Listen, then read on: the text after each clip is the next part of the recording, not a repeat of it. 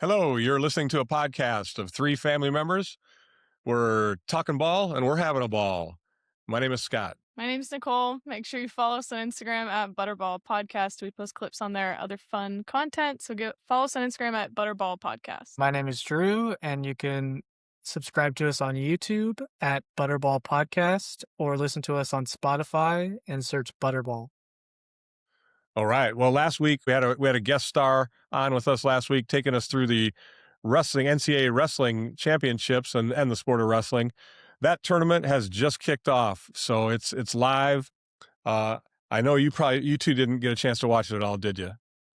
No. I've been traveling. Okay. They're only through round one. Round two is tonight, but through round one, pretty much as we expected, Penn State's in the lead, and I believe probably all their guys are still alive. Iowa's in second after round one. So Iowa came out and had a pretty good first round of the tournament. Following Iowa's Ohio State and Oklahoma State, who we thought would be right there.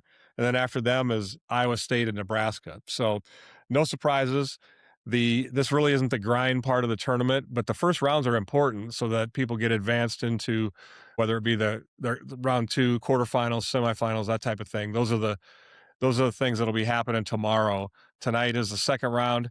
That if you win in the second round, then you're on to the quarterfinals. So a lot of wrestling yet to be done.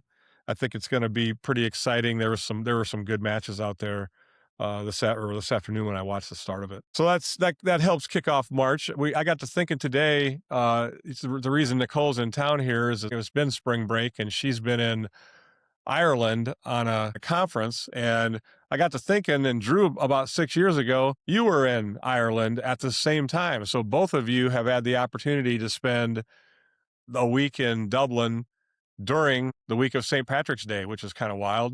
Why don't you tell a little bit about your experiences? Yeah, so the main thing that I remember, since it's been a while, I mean, I did all the touristy tours and stuff, but celebrating St. Patrick's Day in Ireland, it's not a lot of Irish people celebrating. It seems to be like it's everybody else. And I was actually just talking to a Irish guy a few weeks ago about that same exact thing, and he's like, "Oh yeah, we all stay home. We don't go out for the craziness while everyone's out during the parade and stuff." Interesting. Was that like that for you, Nicole? Yeah, I guess like in Temple Bar on St. Patrick's Day, it was a lot of Americans that I saw and then some people from other countries. But throughout the rest of the trip, though, I do feel like I did see Irish culture and got to interact with some real Irish people. So, like, I went to some of the other surrounding cities as well. Like, I went to Howth, or they say Hoth, and then I went to Malahide also, like, on St. Patrick's Day to see their parade. And that was like real people from Ireland, which was nice. Plus, like, my bartender at the hotel bar, him and I got to chatting. He took good care of me all week, and so I heard my fair share of Irish accents. But yeah, on the actual St. Patrick's Day, it was probably a lot of people from other countries, but that's fine. It was still fun. Cool. What'd you guys think of the food? You know, it wasn't that different than America. Very heavy on the potatoes, like we are too. I remember them having good Canadian bacon or ham. Then I think I had shepherd's pie as well, but I think that's a Scottish thing, not an Irish thing. Yeah, I don't it was a lot of beef most places. Yeah, a lot of potato options. The Irish breakfast was, like, alright. Like, I had a traditional Irish breakfast the first day I got there. They have these things called pudding, but they're, like, hard, like, they look like hockey pucks. I could show you a picture. They literally look like hockey pucks, and one of them's supposed to be blood pudding. It has blood in it, Ooh. or black pudding, and it has blood in it. I tried everything, it was alright. Then they give you beans in the morning Huh. with your toast is how you're supposed to eat it, I think. So, I didn't Okay. usually grab for the beans in the morning. I picked out some other options, but their coffee every coffee I had was great, which I was surprised about. Like, even the coffee at the hotel or at the conference, like, every coffee I had was awesome. That's Yeah. good. That's good. Were they talking MMA and stuff like that when you went over there, Drew? Was McGregor still hot back then when you were there? McGregor was like it was the start of his decline, and some people were hating on him. I think from what I remember, that was right before he lost to Poirier, so it was kind of towards the end. Ireland played Scotland in rugby. I didn't get a chance to see any of it because I had to do my presentation at the conference, which is why I went to Ireland.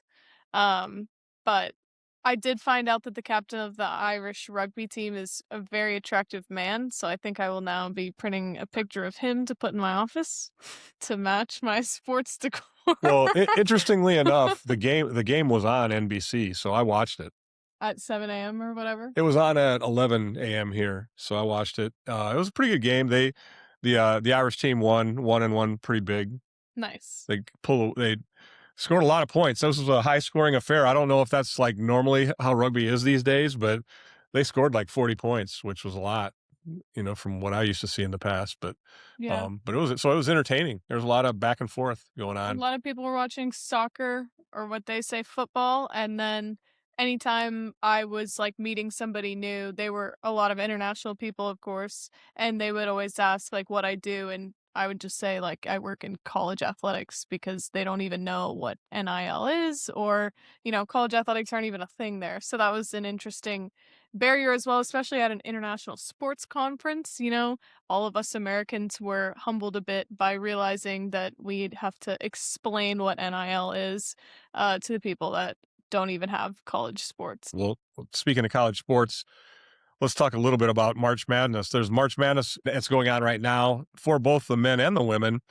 One of the things last week we talked about a little bit, we just mentioned, was there must be like a couple teams at the top of the women's game and then a bunch of everybody else. And that's exactly what the betting odds would tell you as well. I got curious today and I was looking at it, and UConn is favored by, I think, on the DraftKings website and other websites, but they're favored to win it. And Free ad for DraftKings. yeah, so the money line for UConn is negative 275. So what that means is you'd have to bet $275 on UConn to win 100. That's how much they believe UConn is going to win. UCLA, they were the ones that kicked the crap out of Iowa in the Big Ten championship last week. They're a plus 550. So you go from a negative 275 to a plus 550 in UCLA. Then there's a couple more, Texas and Southern Cal, that are both in that range of between plus 600 and 1,000. And then everybody after that is in the thousands. So they're definitely, it looks like there's 4 teams that the betting places believe are going to win in the women's game. So we'll see how that plays out. On the men's side, there's nobody that's a negative money line bet. You got Duke, Michigan, and Arizona that are all kind of in the same range, so to speak, from a betting line perspective. I forgot my final four. I told you this is gonna happen. Well, I think you picked Arizona to I know win it. 3 of mine. Yeah, the other one will come back. Yeah. Florida's a one that's pretty high as well, and they're the defending champs, right? Florida's defending champs, and then after that it's Houston, Iowa State, UConn, Illinois, Purdue. That's the betting line says. So yeah, so let's talk a little bit about our picks. We all joined our family pick'em on an ESPN group that Drew set up, and Drew set it up years ago. So we've been doing this every year for the last, I don't know how many years, but we all had the opportunity to go in and pick. So Drew, you first. Highlight your picks for us, or tell us what you picked and why you picked. I don't think there will be a lot of insight on my side. I named my bracket again, still watched no games, because that's exactly what I did this year, just like I have the last few years. And I picked based on vibes for every single pick. That's why I have Purdue going all the way to win it, because Indiana's on a hot streak and they're going to stay that way. Okay. And I'm already 50% wrong, so clearly my chaos bracket didn't work out very well already. So you got Purdue winning it. Who else is in your Final Four? Yeah, my Final Four is Duke, Iowa, Purdue, and Texas Tech. Okay. All right. Well, I think Iowa's a bit of a stretch, but our friends in Iowa will sure like you for that. But hey, like I said, I went based on vibes. Vibes are up in Iowa, so. Okay. How Mom kicks our ass every year. And I we don't think even she's we won the last 3 times. don't we don't know her methodology at all, do we? No, I have no idea what she does, but it works every time. Well, I told the listeners last time that I do have a process, so I figured I could show my process. So first, I go by region and I write down all the different games and I look at different analysts' picks and then I decide what is a secure chalk pick and what is not. So I go through that and make notes of that. I also did that for the final four, which was different. Then I had all my upsets that I was trying to decide between here. I even made some notes to myself on which coin flip hand, like, tosses. This is where I somewhat go off vibes. Like, Iowa or Clemson. I'm gonna pick Iowa because I like Iowa. TCU, pick TCU because I like Fort Worth and I like them. So then I go through a few more. Miami, Mizzou was a tough one for me to pick, but I ended up picking Miami because I like Alex Earl, and she did great on Dancing with the Stars, so I figured I would throw her that one. And then, ended up picking St. Louis surviving because I didn't want to have too many upsets. So then I went through all my first round picks on the bracket, did all of those. Then I had to really start thinking through who's going to win for my Sweet 16, my Elite 8. Ultimately, though, I got to my Final Four, and what I believe I ended up doing here was Duke, Florida. No, Duke, Houston, Arizona, and Michigan, if I remember correctly. Okay.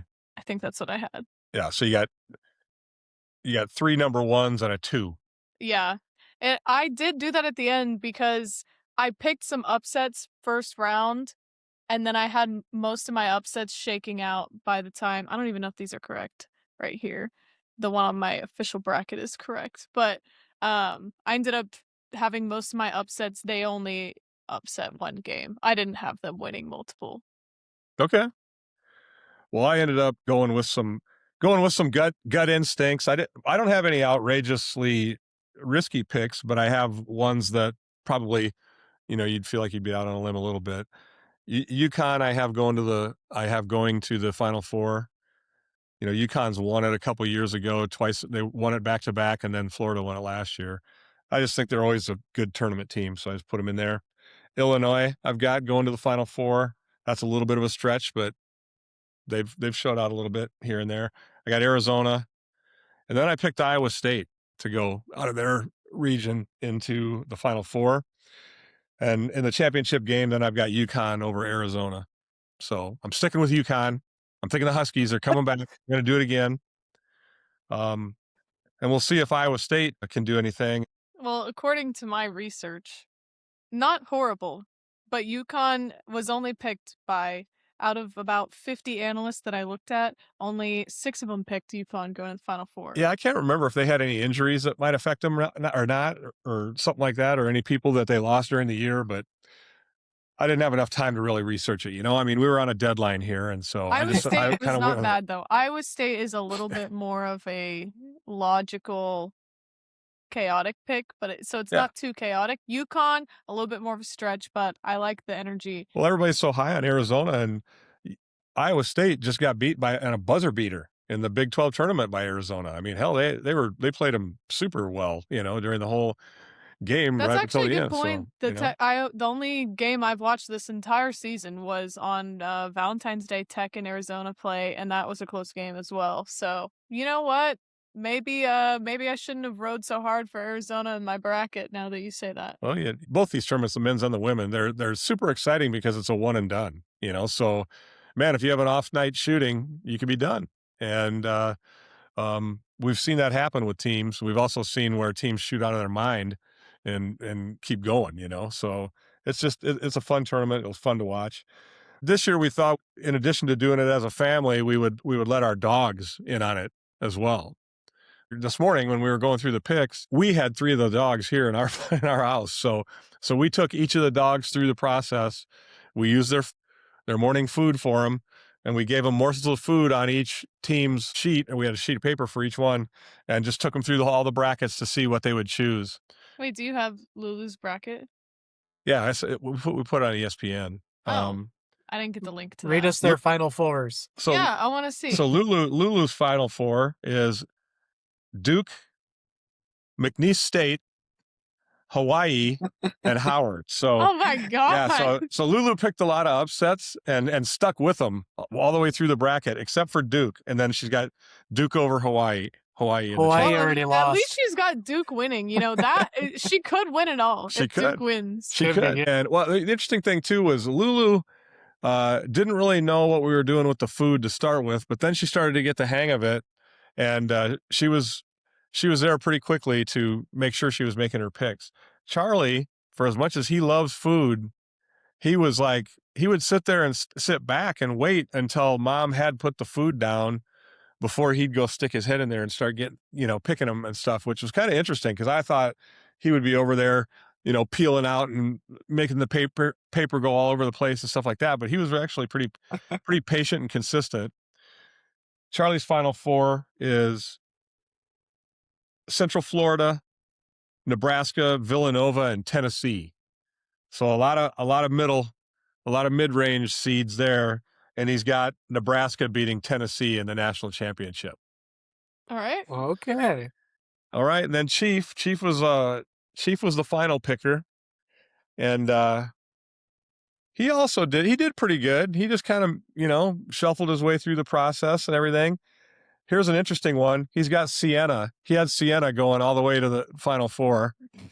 But did you see they only lost to Duke by 5? So he's already lost. So well, he lost that, yeah. But whoever has Siena in our blind pool gets to steal Duke. Yeah. Then Chief also had Troy, BYU, and Michigan in his Final Four, and he's got Michigan winning the national title. Hey, there you go. So hey, that's very plausible as well. Yeah. Chief and Lulu, they're doing great. Yeah, I think Charlie might be on the outs on this one. So how did Curdy do, Drew? So I didn't have time to do the whole blind setup like you guys did, so I picked for Curdy. I basically hold on. My logic was if you have a dog or a cat mascot, then you win. And then if you have a dog mascot over a cat mascot, you win. So his Final Four is UConn, Texas A&M, Gonzaga, and Georgia. Dogs. Yep. And then he has the winner of Gonzaga over UConn because it felt wrong to pick UConn after all that. All right. Whatever. Okay. So there were 8 games that had finished by the time we were getting ready to come in here. A couple upsets. We had High Point. That's a 12 seed beat Wisconsin. Yeah, that one I got wrong. The rest of mine were all correct when I checked right before I sat down. Yeah, and as I mentioned, Duke won by 6 over Siena. So in our blind pool, whoever has Duke is going to lose that one. There's some big spreads out there too, so I don't know if they're beating the spreads or not, but a lot of games left to play yet today still too. Yeah, I said we had TCU over Ohio State too. Yeah. I had that one. Yeah, that's a good win for TCU. That's an 8 and a 9 seed, and the 9 winning that one. So that's a good game. So then when we did the blind draw, just to remind everybody of what that's all about. Again, there's 4 regions. So there's 16 teams in each region. Okay, so who had? Because I had. Oh wait, I'll wait. So there's 16 teams in each region. So the way we set this up was we set it up to have, instead of just 4 of us playing, there's 8 of us because we included all the dogs' names in there too. So there's 8 participants. So we each get 2 teams per region. So you basically start with, like, say you start with the South region. You put all the South teams in there, and we just draw for each person. Who gets Charlie and who gets Chief out of you and Mom? Whoever ends up with the most chance to No, win. you have to decide right now. You have to decide right now who is who. Well, I think I should probably take Chief. That's because you already looked at his picks. No, I didn't. Because he Then named why him. would you pick Chief? Yeah, why would you pick Chief? Because he named him. My buddy. He's my pal. So's Charlie, but Charlie just seems like he'd rather team up with Mom. He follows her around Are all you day. sure? Yeah. Are you sure about that? Yeah. Fine, we'll allow it. Yeah. So anyways, so each participant gets 2 teams per region.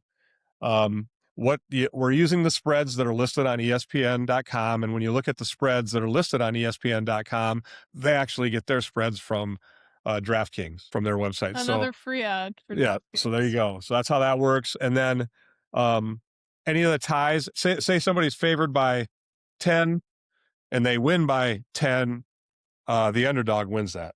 So they have to beat the spread. If they're favored by 10, they got to win by 11 for you to, if you have the favorite, for you to keep that team. Mm. So yeah, so that's how we set up the bracket. We drew everybody. You have a copy of it. So one of the big ones was Duke. Yeah, but that doesn't matter who has it. It matters who beat them. Yeah. So basically, Drew stole Duke from you. Yeah, that's really annoying. Yeah. I felt like I needed that one. So. Well, that's the thing about this pool that makes it fun is, you can draw a team like Siena and you're like, oh crap. Well, you're a 16, you're gonna play a 1.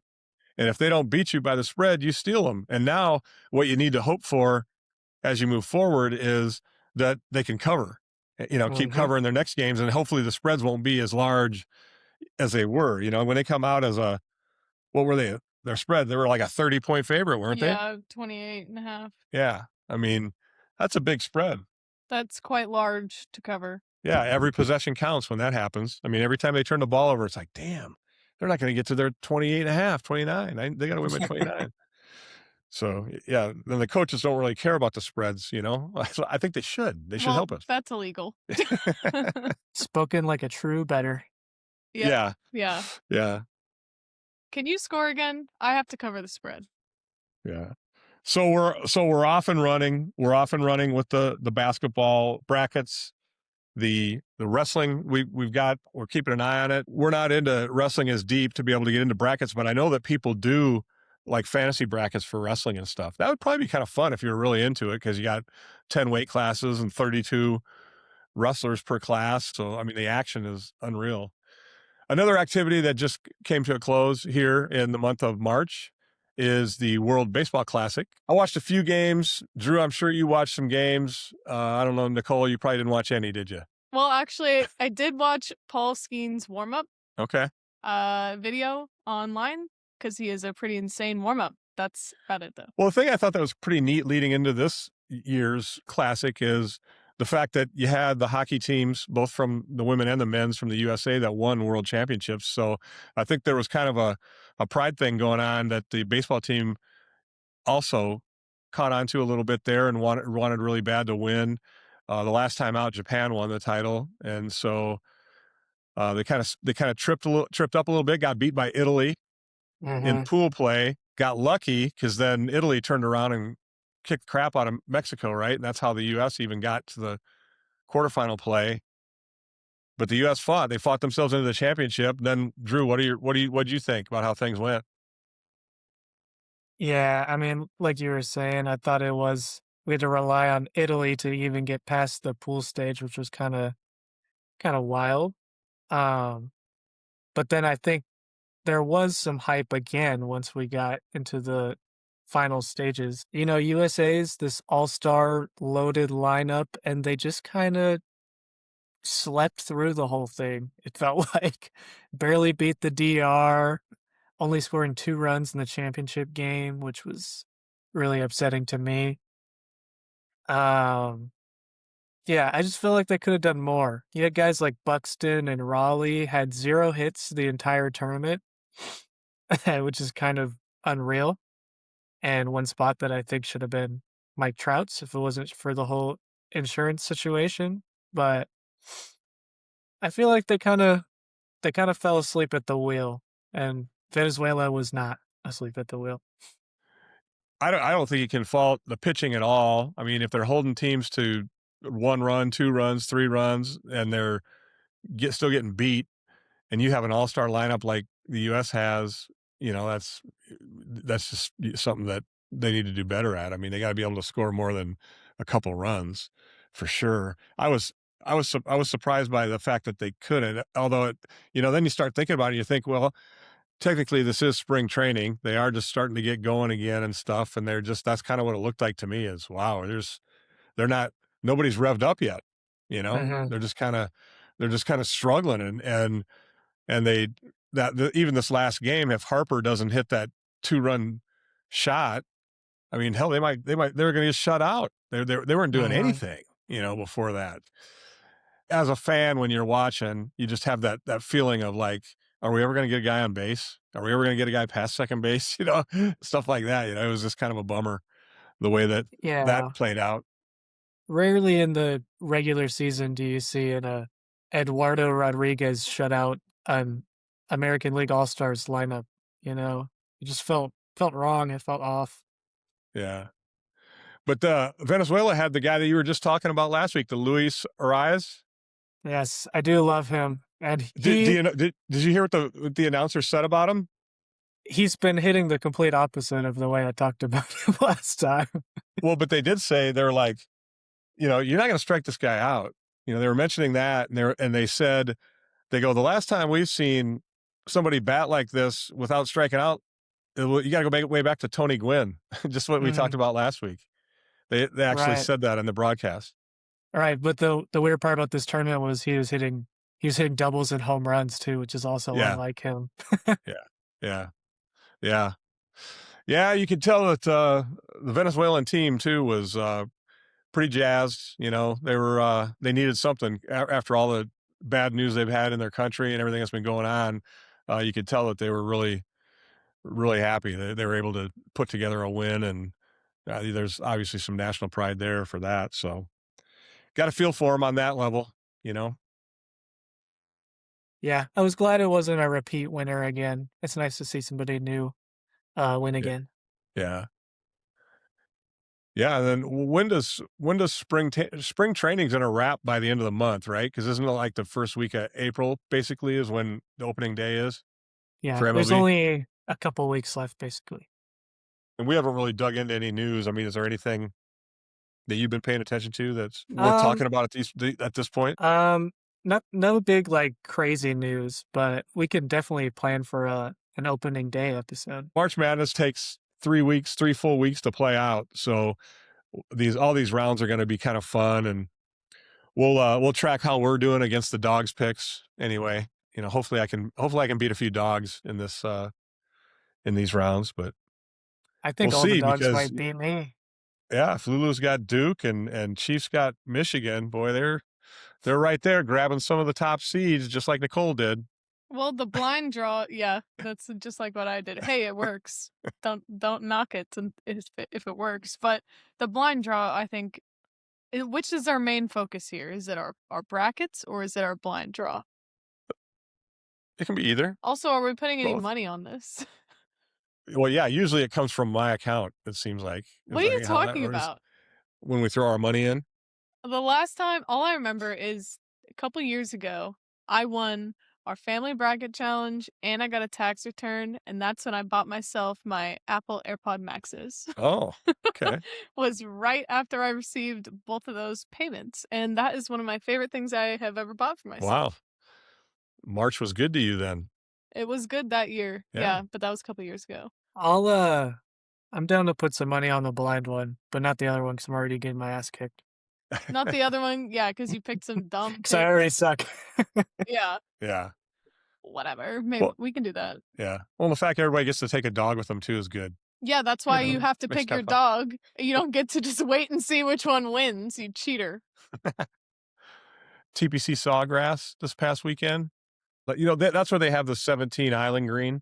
We're getting a live update from our producer. Big one coming down to the wire. VCU and North Carolina is tied Ooh. right now as we film our podcast. That came from our producer. Who do you think sent it to us? I think it's mom. From the couch. From the other room. From the back. Yeah. I'm hearing some live updates. My headphones are in. What? Overtime. Overtime. So anyway, the TPC Sawgrass, that's always fun to watch because of the Island Green. What? What? Live update of the game in overtime. You're talking about TPU Sawgrass. Yeah, didn't you watch any of that this weekend? It's a good golf tournament. No, I was in Ireland getting drunk off Guinness. Okay. Well, no, it's a good golf tournament. They have the Island Green there, number 17, and they let 95 average American golfers, play that hole because they just wanted to see, well, how will the average golfer do when they hit to this Island Green? And the shot is from the tee boxes that they were playing over the weekend. The shot is anywhere from 125 to 145 yards long, so it's not a super super long shot, but the green is an island. So out of the 95 golfers that played that hole, there were 105 balls hit in the water. They said that 58% of the golfers all hit at least one into the water, and then several hit multiples in the water or whatever. And I think out of that group of 95, there was only like 2 or 3 birdies or something like that. So it's amazing how when you look at that hole, and even some of the amateur golfers were saying that they were like, man, when you see this on TV, this green looks a lot bigger than in person. They get out there in person, they look out over that green, and they're like, man, this thing looks small, and that pond just swallows up all those balls. Well, there was one shot, I forget who it was this weekend, but his ball, it was inching toward the edge of the green, which the green is, since it's an island, it's built up by a bunch of wood, by a wood wall, and it has like a wood that looks like a railing all around the top of it, but it's at the level just below the turf, and the ball like dropped off the turf and came to rest right against the turf and on top of the wood. And so the guy, he ended up actually hitting his ball off the wood through the turf, like took a big chunk out of the turf as he was doing it and it stayed on the green. It was a miracle. One of the commentators was going, man, if I was a caddy, I'd be trying to talk him out of this because this is going to end up bad. But he ended up making it work. It was unbelievable. Similar. Yeah, and I was going to say, I've played this hole on the golf simulator as well. I would have been in the majority with everyone else as well. Do you hit it in the water on the simulator, or have you hit it on the green? I've hit it on the green after a couple tries. Yeah. Couple. Yeah. Yeah. How many yards is it? It's like anywhere from like 125 to 145. Oh, okay. Yeah, so the distance isn't bad, but they had for some of the rounds there, they had gusting winds of like 25 miles an hour and stuff. So, in addition to having to look at an island, you have to deal with a pretty good wind at times as well. In the NFL, there is a little bit of action going on now because free agency is starting to kick in. Teams are, either making decisions on salaries and they need to let people go, or free agents are signing with different teams and so on and so forth. So probably the biggest news quarterback wise on the last week was Kyler Murray going to the Vikings. What do you think about that? Be interesting to see if they're still going to start JJ over him. I would bet not. I mean, I don't think so. Kyler Murray, he's got skills, I mean, put him on a good team with some good receivers like he'll have. And as long as they protect him, man, I think they'll be dangerous with him. Why pick up Kyler Murray if you're not going to play him? He's cheap. They're getting him. This is an amazing deal, I think, because his contract is guaranteed by the Cardinals. So the Cardinals are paying him like $36 million. The Vikings are paying him 1.3. Wow. So they're getting a Pro Bowl quarterback. He had like 2 Pro Bowl years. They're getting a Pro Bowl quarterback for 1.3 million, and he didn't even hardly play last year. So he should be good and rested by now. By the time next year rolls around, I feel like he's good. He does have a unique game as an OU fan. I saw him play a good amount. So he's a unique NFL quarterback in that he's not going to perform in the way that a lot of people want an NFL quarterback to perform, but he does get yards and he knows when to get down as well. So I don't hate him as an NFL quarterback. I feel like he gets what he needs to get done just in a unique way. seen him play in high school and in college in person, I was always thinking, okay, even when I saw him in high school, okay, he's fast out there, but guys in college are faster. So how's he going to be able to adapt to the college game? Well, he was amazing in the college game. I mean, if OU hadn't had him the year that he won the Heisman, they probably would have lost 5 games. There was so They're many all of our Heisman years back then, we would have lost Yeah, the defense is billions of terrible. games. The Yeah, defense is it was absolutely bad. horrible. And he would make things happen in a couple minutes and, pull him back, put him back into the game and stuff. Okay, then you get into the NFL. Yes, people are way faster than in the NFL. So, he's still, he can scramble. But I think he's learning that, he's got to also get down because, man, when they hit you, they can hurt you, Yeah, and so as long as they protect him and, he doesn't have to put himself in harm's way, he can make the throws. yeah. I mean, he's got a cannon of an arm. Uh, if I was a Vikings fan, I'd be happy with that, and then I'd be happy that you'd have somebody viable other than JJ McCarthy because he hasn't done anything for him yet, and I think they need, last year they brought in Carson Wentz. Well, that didn't pay off because he got hurt right away. And then they were just screwed after that because McCarthy was playing like crap and getting hurt all the time. And, so I think this is a good move for him. The Vikings were one of the teams that played in Ireland a few years ago, and in Ireland, my tour guide said that they were very grateful to the NFL fans and all the Americans that came out, and that it was a great experience, and that they would love to host another game. Hmm. And there's been a few games over in Ireland the past few years, or international American football games, as we're trying to expand our international audience. So speaking of Vikings, that did come up. And I also got to see a Viking castle that was built in Ireland as well. Very good. What do you think of the Chiefs getting Kenneth Walker and Justin Fields? I like it.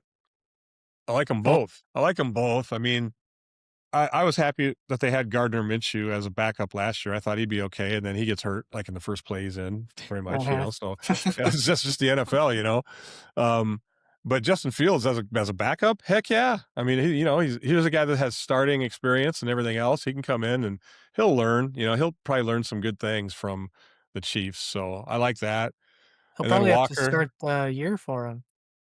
yeah, he might have to. Yeah, Uh-huh. yeah. And then Walker, yeah, he's a hammer, and I'm a fan of those guys, especially because staying healthy is not easy, and that's what we've seen. Checo's leaving, or they let him leave, and the trade off there is okay. Well, you're getting a pretty good back to replace him with, so that's just how it is, But so I like it. I don't even want to ask, but do you think Travis Kelsey will play? I think yeah, he's He coming already back. signed back. Yeah, He He signed a did? 1-year deal. Yeah. yeah, he didn't want to go out like with 6 wins. I mean, I think he's throwing his chips in and saying, "Okay, this is it. Let's do it. Let's do a lot better than we did last year." And that's a good thing. I hope that they get better production and less injuries, Mhm. and they get their lines sewed up because they got some moves to make there too. Yeah, when I brought a few weeks ago when I was at one of my business lunches with an analyst, I mentioned that, like, "Oh, I don't know if he'll play again." And then the analyst was like, "Oh, yeah, is he a free agent now?" And I was like, "Oh, don't even talk like that." No, I was like, "I'm just worried about him retiring. Are you kidding me?" So I'm glad to hear that. What do you think of last time we talked about the Dolphins, they were getting rid of everyone, and now they've gotten rid of Tua and Jalen Waddle as well. You seen that? Waddle was kind of he was kind of their third receiver at times when they had Tyreek Hill, and who else did they have that they were going to a lot I mean, before Waddle? Achan touches the ball all the time. Yeah, Achan. Well, I mean, I'd give him the ball all the time too. I mean, that guy's Mhm. unbelievable. But yeah, so Waddle really didn't get a lot of publicity last year until Tyreek Hill went down, and then they really started to utilize him more as their go-to guy. He's good. He's gonna be great Mhm. over in Denver. I mean, it pisses me off because that division keeps getting better and better with the Chargers and the Broncos. They're making that division a heck of a lot tougher than they used to be. And the Raiders will still have Max Crosby after all that nonsense with the Ravens. Yeah, yeah, What'd you that's think of that? what a wild deal. That's the interesting thing is you never know, like behind the scenes when they talk about, oh, you failed the physical. What? So so he does that for if he fails a physical, how's he ever going to go to any other team other than the Raiders now? Who I guess somebody has to be willing to take a guy that's half beat up or something, right? Yeah, they probably won't take him unless the Raiders pay him everything anyway. Yeah, How do you exactly. fail a physical? Well, I think it's his knee. yeah, they said that. Well, they so they're checking his flexibility, and supposedly he couldn't even touch his toes, and Oh, yeah. oh. I'm sure they don't ask every lineman to touch their toes, but but defensive edge rushers maybe they do, right? Once they're paying millions of Yeah, dollars, they probably want to ask. yeah, yeah, yeah. I know that there's a few in the league that I know they can't touch their toes. I'd put a lot of money on Is that a flexibility issue though, or it. Yeah. You've been listening to are you serious? 3 family members. Wait, are you serious? We're talking ball, and we're having a ball, and our dogs are having a ball. Thanks for listening. Make sure you subscribe to us on YouTube. Yes. Make sure you follow us on Instagram at Butterball Podcast. We'll post some clips on there. We'll post our brackets on there. We'll post something like that, maybe. If you must. Okay. Well, follow us on Instagram at Butterball Podcast. And listen to us on Spotify. Just search Butterball. All right. Have a great week.